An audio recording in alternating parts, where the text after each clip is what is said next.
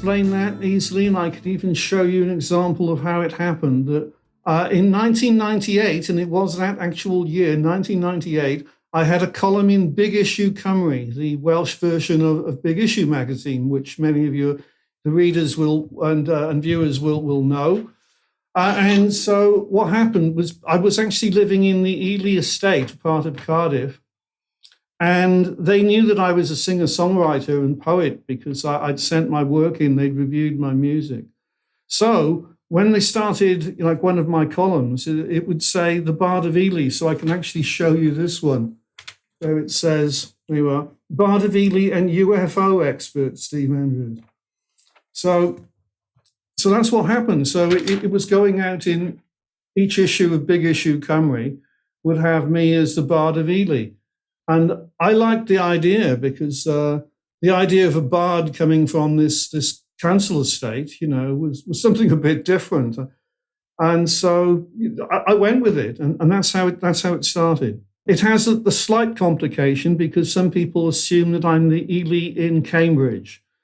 And also, mainly Americans tend to say Eli. And I have to say, no, it's actually Ely, and it's not Ely in Cambridge, but Ely in Cardiff.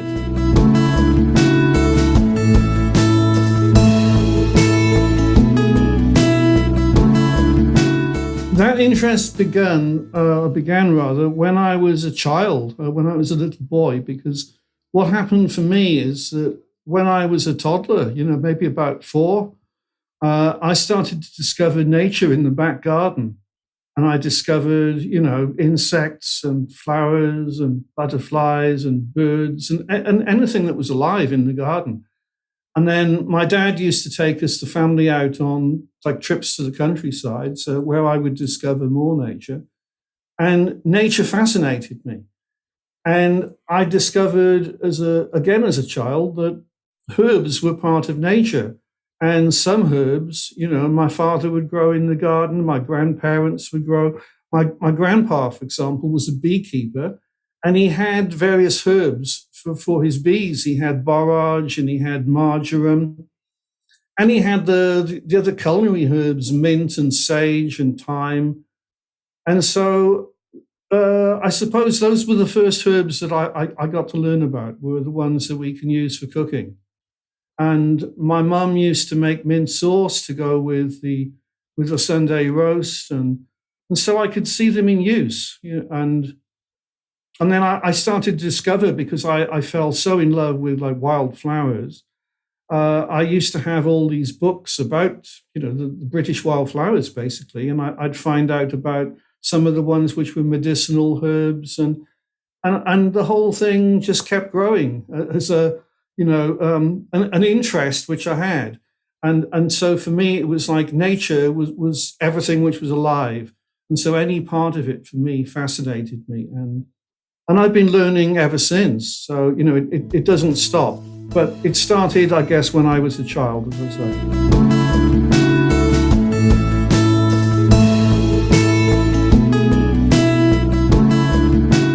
Well, it depends what it is. If it's a poem or song, it tends to just come to me, like maybe the first lines or the title or something, and then I get a piece of paper, which could be anything. Like if I was out, it could be, a piece of paper I had in my pocket, or anything at all, and just I scribble. If I've got a pen, then I scribble that down. But if I'm at home, maybe I've got a notepad. And so I just write it out in a notepad.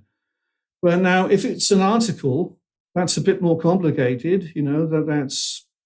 That's a sit-down job, and I've got the idea for what the article is, and I have to plan it out. I plan it out in my head usually, and then I'd start. And nowadays with computers, I'd be just sat in front of a computer like I am now and typing it up.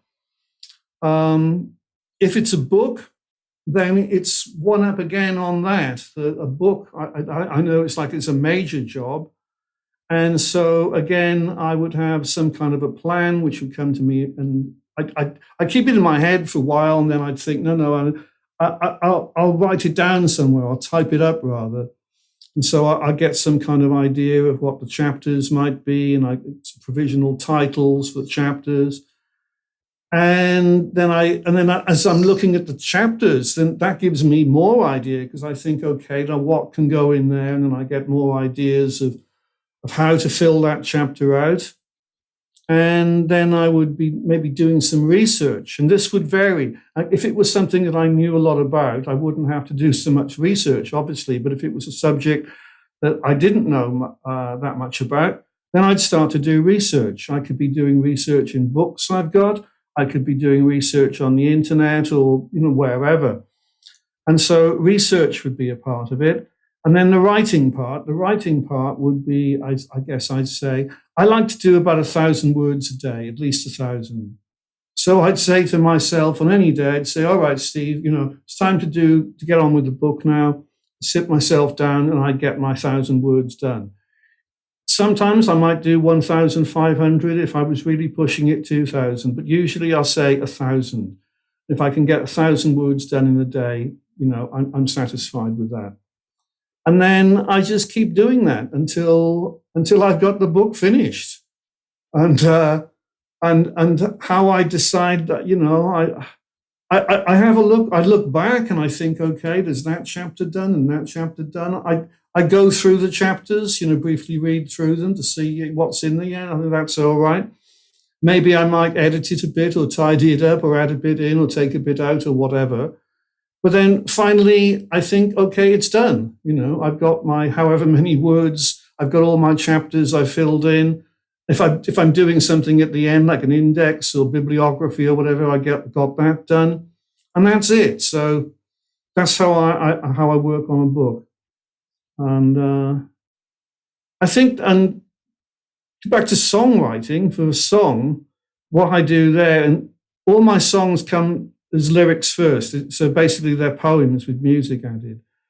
And when I've got the lyric down, what I do is I get a guitar out and I strum some chords, and I'm not that brilliant as a musician. So, it's I know a lot of chords, and I know how to play chords. And so, I'll strum some chords and see if the words will fit with it. And then when I think, okay, that all fits, with these chords I've come up with, I'll sing it through. I think, okay, that's my song.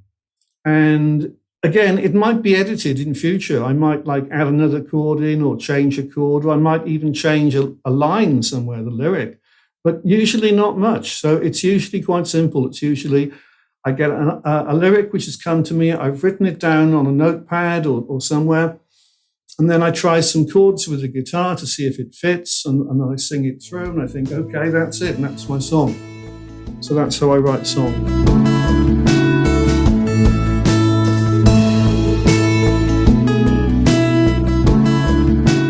I think I've just explained I'm a writer who sings. The word, it always begins with the word. It's a bit like the biblical idea. In the beginning was the word. That's the case with me. I get my words first, and then I add the music.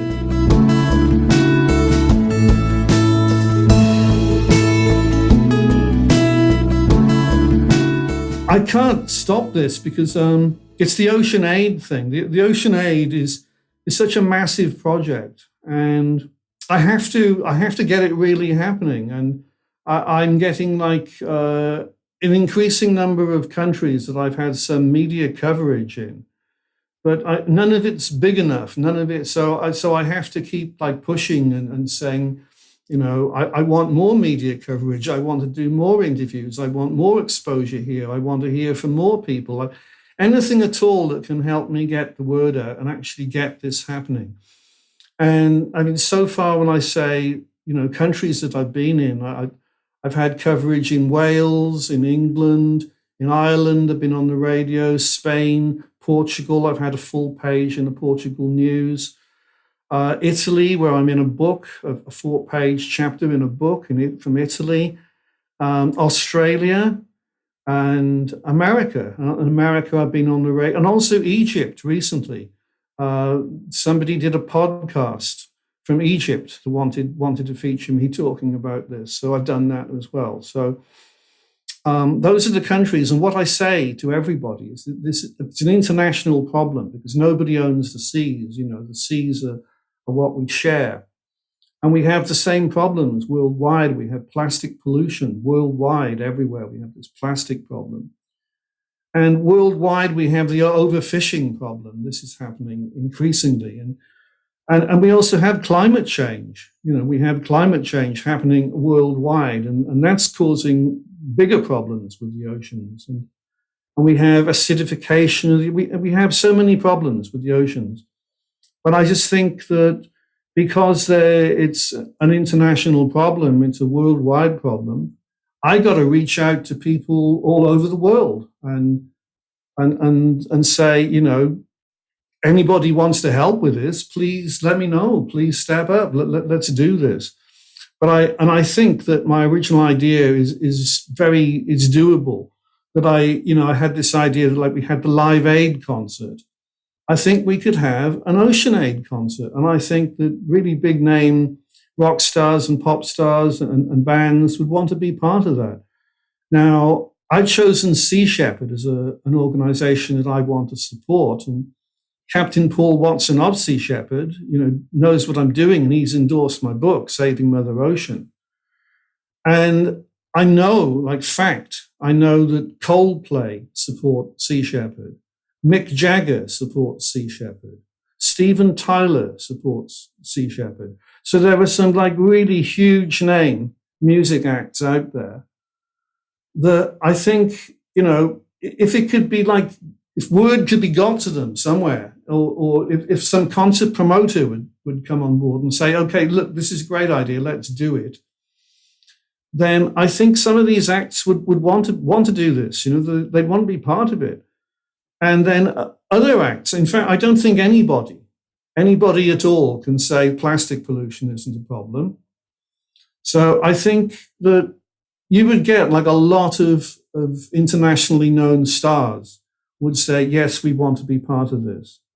And so you could do it. You could have a huge concert, somewhere like, Wembley Stadium or somewhere like that. Or I'm over here in Portugal, and we recently had the United Nations Ocean Conference. And I came away from that, I was thinking, we could do this in Portugal. We've got big concert promoters over here, which I'm trying to get in hold of, right now, something I'm doing. We've got Rock in Rio Lisboa, okay? They have a huge festival every year. There's another one, Nos Alive. They have a big festival. And so I'm thinking, well, if we can have the United Nations Ocean Conference here, why can't we have a huge rock concert here for the oceans? And as I say, Wembley Stadium in the UK is a place which should be, or Hyde Park, another a massive place where you have big concerts. So it could be done. And I'm just, I just keep at it. I just keep telling people about it. And that's what I'm doing. So yeah, so I think my main focus is Ocean Aid.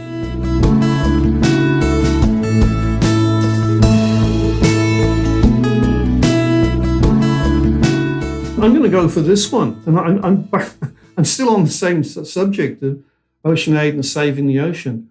And this one, because I was already doing it, because it's already. It was such a big part of what I was thinking about. And it's and I tell people this all the time, everybody hears Greta Thunberg saying, oh, we've got to take action now, not next month or next year. We need to do something now. We need to take action. And when I started doing all this, it was I felt I had to take action, because I've been a naturalist, as I said earlier, since I was a little boy. And it makes me sad. It makes me angry to see all this mess that's going on all the time.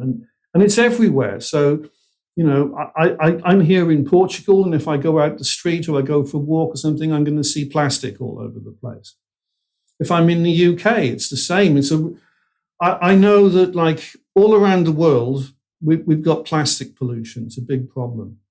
And I know that the plastic pollution is killing wildlife. And I also know that the plastic is becoming microparticles, microplastic and nanoplastic. We can't even see this stuff. It's everywhere. At the United Nations Ocean Conference, there were some speakers there who were talking about plastic in their blood. And you can test like positive for COVID. You can also test positive now for plastic in your blood. And that's like, it's just horrific. It's just insane. It shouldn't be like this. We shouldn't have plastic in our blood. We shouldn't have plastic in the water and plastic in the air. And it does annoy me. So because it annoys me and saddens me, it's like it was a kick to me to do something. And so I thought, look, I'm a writer. I'm a singer-songwriter. So I should write a song about this. And that's what I've done. And so this book, Saving Mother Oceans, it's the same kind of thing. I just thought, and I think I actually remember telling you, Trevor, that I said, look, I'm already doing this, you know. And so that's how it came about and why it's important to me. It's very much from me. It's me. It's like, Steve, you know, you've got to do something. This can't go on. We got to, you know, do whatever you can to stop all this mess that's being made, you know. And so that's it. And also what I was really pleased about with that book is that some of it is my personal journey. It's not just about, you know, the plastic pollution and threats to the oceans. Like I mentioned, like the Kogi people in there. And I mention Aquaman in there. And because I was a boy, like the superheroes, the DC comics were a huge part of my life, and they still are. I watch, you know, all the superhero series on Netflix and the films.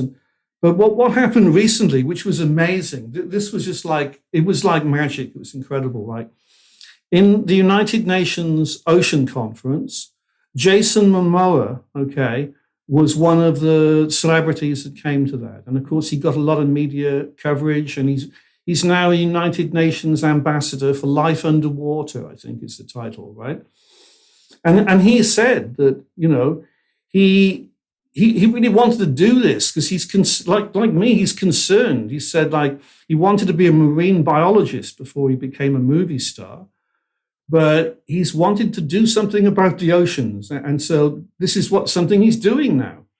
And it was just, for me, I just thought, look, this is just so weird because I had an article in the Portugal News last year, which I've got somewhere. There we are. I got it here. And you can actually see that the title is Poseidon, Neptune, and Aquaman Stand By Me. And Jason Momoa is the star of Aquaman, the movie.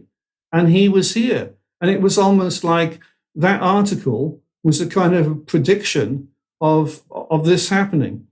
And it's all because the writer of that article, Jake Cleaver, he saw that I'd mentioned Aquaman in the book. So he's put it in the title, and then the guy playing Aquaman was here. So I just thought that was amazing. It was just like some kind of magic, you know, happening.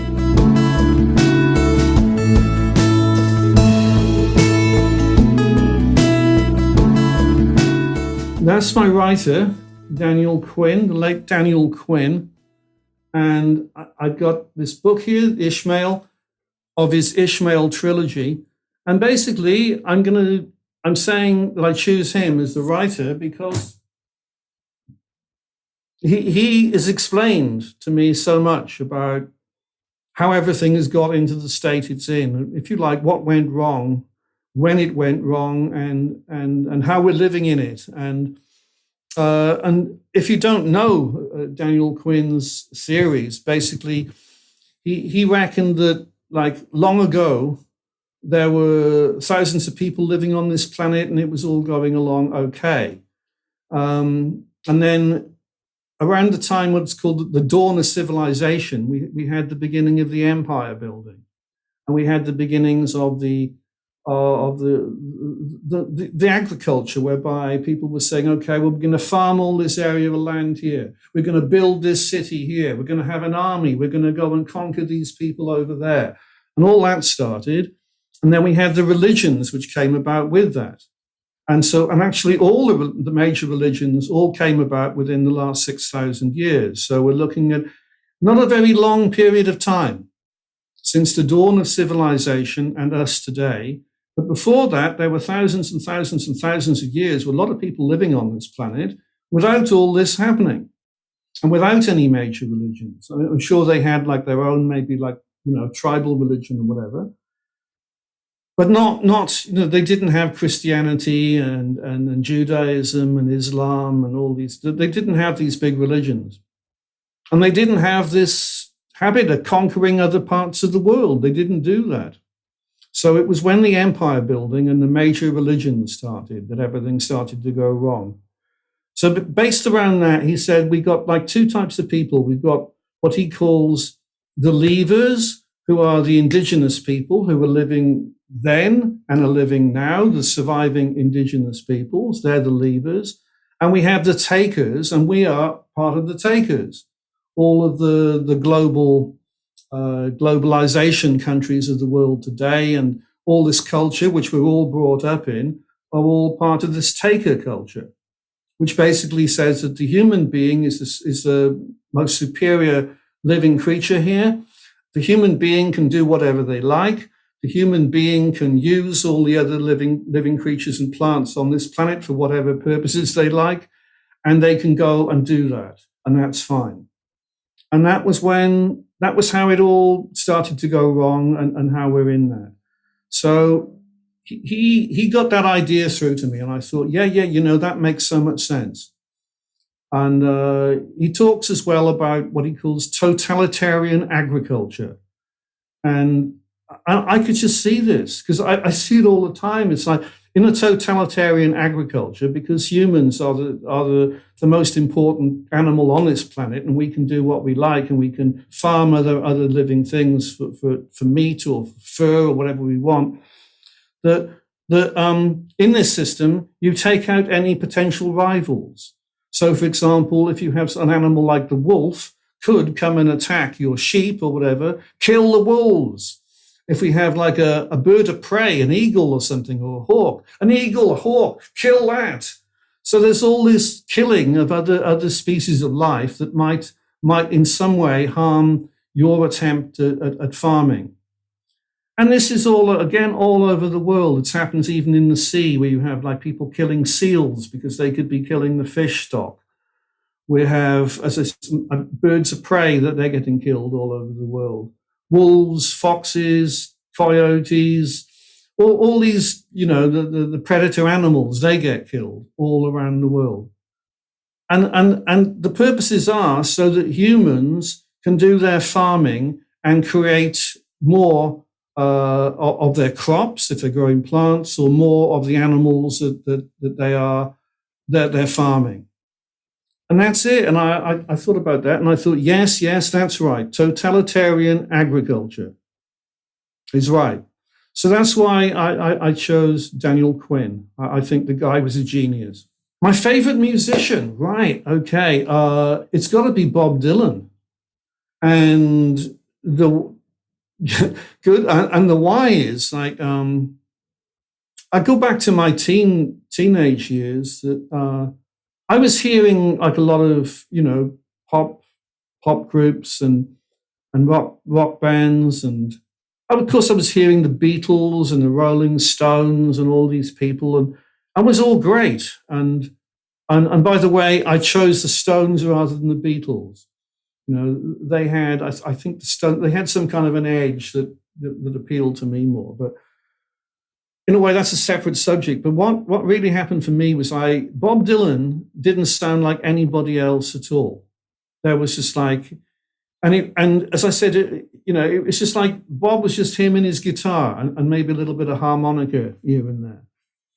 But his lyrics were just amazing, and it grabbed me. It made me, it kind of got into me. It's just like. All these the famous songs like the times they are changing, and those songs that they're just some of them like the epic songs like Gates of Eden, and they were just they weren't like anybody else's songs. That was the one thing. And the lyrics were like often on really important stuff. And so that grabbed me, and that it made me think I wanted to see if I can do that. I would love to be a singer-songwriter like Bob Dylan. And in some ways, maybe I have. It's taken me a long time, but some of my more recent songs, like, Where Does All the Plastic Go? And those are pretty kind of Dylan-ish songs. But that was it. That was how it started.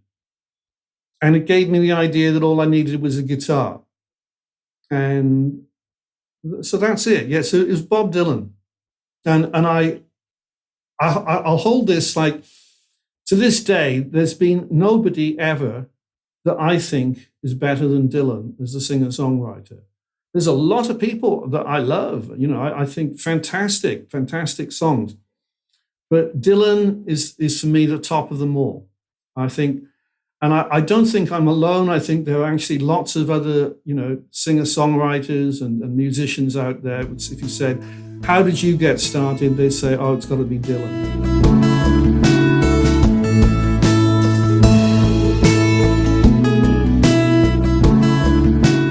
It wasn't much fun at all when it happened. It was fun before it happened, but when it happened, it was most disappointing. But to try and explain all this, and it was also annoying because what happened was I had to do 3 auditions in total to be on Britain's Got Talent. I did one in Merthyr Tydfil in an empty shop, which was really easy. There were hardly any other contestants there. There was just a guy on the door that would usher you in. There were 2 people, the auditioners, and you do your songs, and I did all that.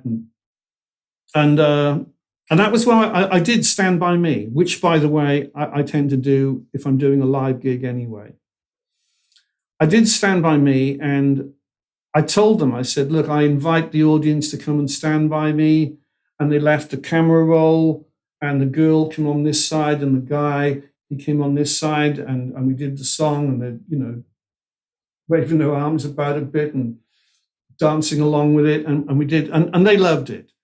So that was the first time, I auditioned. Then they told me, that they couldn't say, whether I'm through or not, but they really liked that, and we'll let you know if you don't hear from us in however long, then, you haven't got it. But I left, and I thought, look, I've made a good impression. Then a couple of weeks later, they did contact me, and they said, we're very happy to tell you you've got through, and you're now through to the next audition. And this one is going to be bigger. And this is in Birmingham. And it was bigger. It was much bigger. It was in a really big venue in Birmingham. There were big billboards outside with Britain's Got Talent, and lots of staff there with bands on their arms and Britain's Got and all this stuff, and queues of people. But for that, I had a specific time to be there. Okay. And so when I got there, I saw Steve Andrews and showed a bit of paper. Oh, yes, go through. And then it was the same thing, though. I had, 2 auditioning people who I had to perform to and talk to. And I did Stand By Me again. And they said, we've already seen the footage. If you can do that, yes, okay. So we did all that again. Then they told me the same, we can't tell you now whether you're through or not, but we'll let you know in future. And they did say one thing. They said, if you would like to hang about outside, we may want to film you and take some photos. That's all right. Yeah, yes, of course, that's all right. So I hung about outside, and they did do all that. They took some pictures of me and some footage of me. And then I had to wait. And then again, I got a phone call this time, and they said, Mr. Andrews, we just want to congratulate you and to tell you that you're now through to the next stage where you will appear before the judges. And not many people get this far. Thank you very much. And then they told me about that. And then they put me in touch with a woman who was sending me emails, and she's also talking to me on the phone. And she was, if you like, in charge of my particular case, of me being in Britain's Got Talent. And she told me, and I've got the email somewhere, okay? She said, Steve, we want you, Britain's Got Talent wants you to do Stand By Me. I thought, yeah, hooray. And we want you to invite the audience and the judges up on stage. I thought, yes, this is great. They're making it really easy for me. And she said to me, she said, I can see Anton Deck really getting in on this. And I thought, yes, Anton. And I was envisaging this. I was thinking, oh, this is fantastic. They're going to be telling, and she said as well, we're going to brief you. They're briefing the audience about this. So the audience are expecting to be invited up on stage. The judges are going to be invited up on stage. Anton Deck are going to get in on this. In other words, I'm thinking they're going to come on stage with me as well. So we're going to have a whole whack of people on the stage. Anton Deck, the judges can come up on the stage. I thought, like, how can I not win with all of that going on? So I kept that in my head. Anyway, we finally sorted out the day and the time that I had to be in Birmingham. And it was a very long day, and people don't realize this. And you are advised this, that it's a long day. And by that, I mean, I got there at 10 o'clock in the morning and I left at midnight the same day. And in that day, you get interviewed, you have to get to do strange things. Like at one point, they wanted me playing the song, Stand By Me, and singing it whilst walking across the floor and pressing a buzzer for the lift, waiting for the lift to actually arrive and the door to open, get in the lift while still playing and singing, go up a floor on the lift, and then come back down and then walk out of the lift playing and singing. And then do that going this way across the floor, and then if you can do it again, this time go that way across the floor. And so we had to do stuff like that. And there's another bit. There was a guy, he wanted me to again to be singing and playing and to do a little twirl. And if you could do some dancing, like so, you're doing all stuff like this, you know. So basically, you're doing a lot of stuff before you actually get to be on the main stage.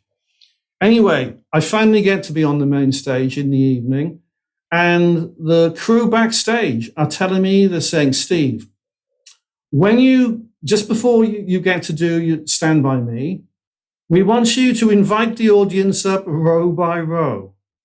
I think, okay, that's fair enough. So yeah, okay, I'll do that.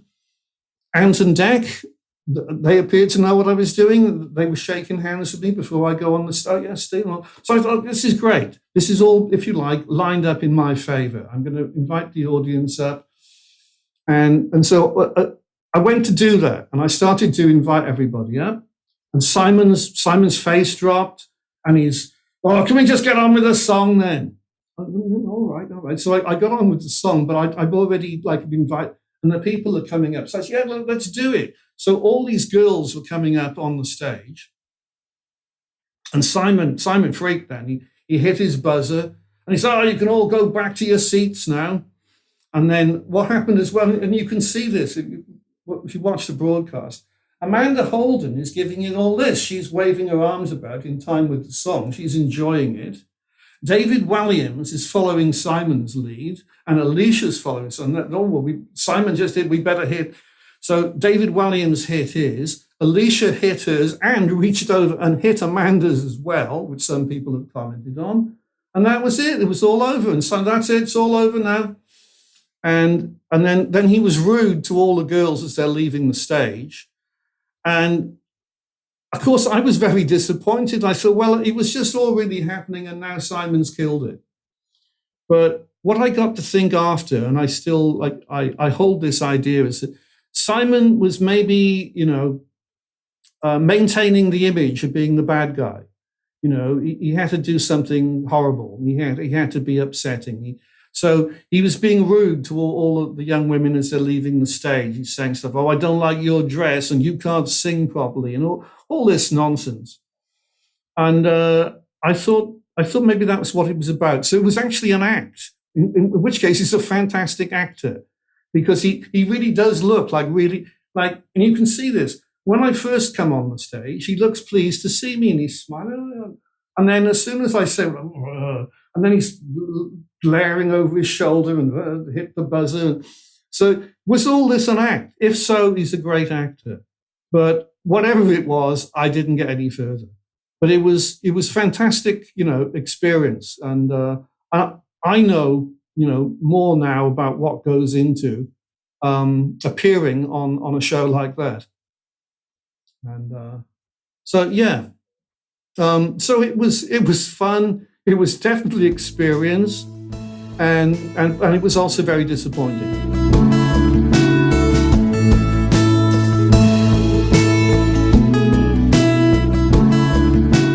I think it's basically a motto of mine, which is really just to keep on keeping on.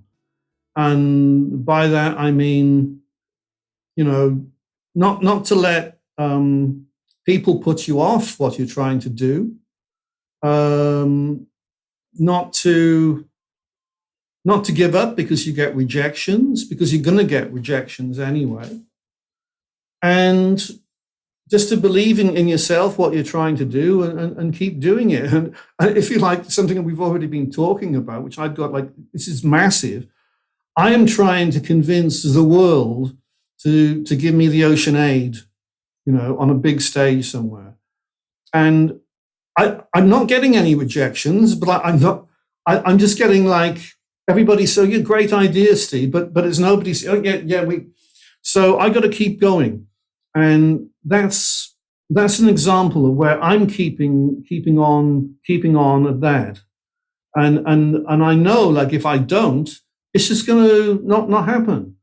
And everything that I've ever done, and in a way of anything I've ever had published, like poems or songs or books or articles, all this stuff, I've had to, keep on at it. I've had to keep on sending stuff out to people. I've had to give out proposals to people. I've had to. It doesn't just come to you, is what I'm saying, And I think, if I think about people that I know that are really successful, for example, music stars that I like, I know they didn't just get that. They didn't just suddenly become like an internationally famous music star. They all go through a process of keeping on doing what they're doing, and getting seen, and sending their music out, and appearing where they can appear, and it's all in stages. It doesn't just land there. You don't just suddenly get discovered. You have to keep at it.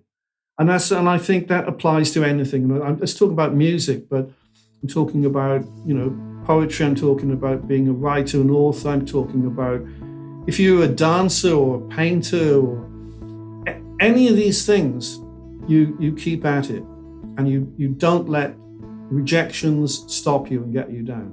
You believe in yourself and you keep on.